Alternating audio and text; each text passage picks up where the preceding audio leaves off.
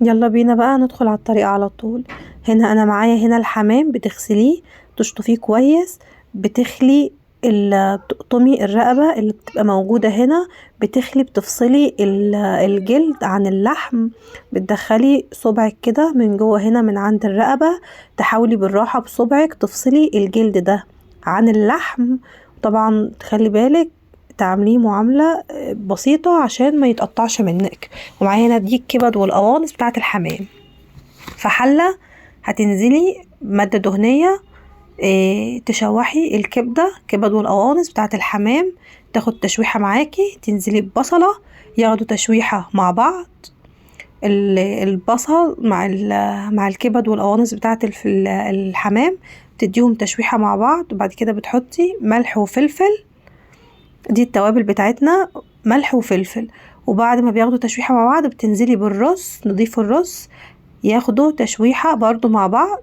دي خلطة الحمام سهلة يعني وكلنا بنعملها. خلطة الحمام بتاخديهم كلهم تشويحة مع بعض. وبعد كده هتنزلي بمعلقة قرفة، عايزة تاكلي حمام مميز تنزلي بمعلقة قرفة كده. انا نزلت معلقة قرفة كبيرة، باخدهم تقريبا مع بعض. وبعد كده بتزودي كوباية مية مغلية.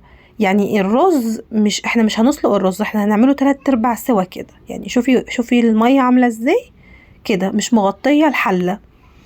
انتي بس كده بتسيبيه، اول ما بيتشرب المية دي بتجيبي معايا الرز، خلاص تسيبيه يبرد. وبعد كده هنمسك الحمام، خلاص احنا غسلناه.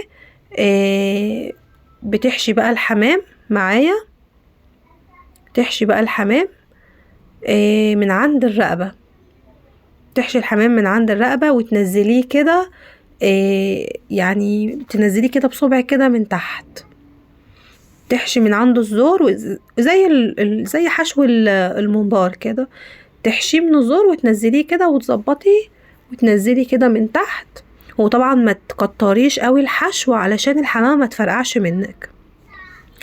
بعد كده خلاص انت بتحشي من جوه، من الفتحة اللي جوه دي بتحشيها برضو، ما تكتريش قوي عشان ما يطلعش منك الحشو، ما يطلعش بره الحمامة. بعد ما بتخلصي حشو بتقفلي الرجلين، بتدخلي الرجل دي في الرجل دي كده، بتدخليهم كده مع بعض. وبتنضفي اي رز من على الحمامة، بتنضفي كل الرز من على الحمامة. وكده خلاص هي جاهزة معانا للحشو. بتجيبي هنا بقى دي حلة بتحطي فيها بتغلي، تحطي فيها بصلاية، طماطماية، ملح، فلفل. اول ما تغلي تحطي الحمام على طول، تسيبيه من نص ساعة لساعة الا ربع، تختبري عايزة تعرفي الحمامة استوت ولا لا. تختبري الجناح، تحطي كده يعني تشوفي كده الجناح، لو لقيتي الجناح استوى معاكي بشوكة بايديكي، استوى معاكي خلاص، هو كده بيبقى استوى. بتطلعيه، ما بتسيبوهوش في الشوربة عشان ما يفكش منك، عشان ما يفرقعش في الشوربة. خلاص بقى هو بيستوي معاكي، بتطلعيه يبرد. بعد كده معلقة سمنة، شوية زيت، لو متاح عندك قشطة بتحطي على وشه قشطة، وبتحمريه بقى، تحمريه على الوشين، الوش ده والوش ده.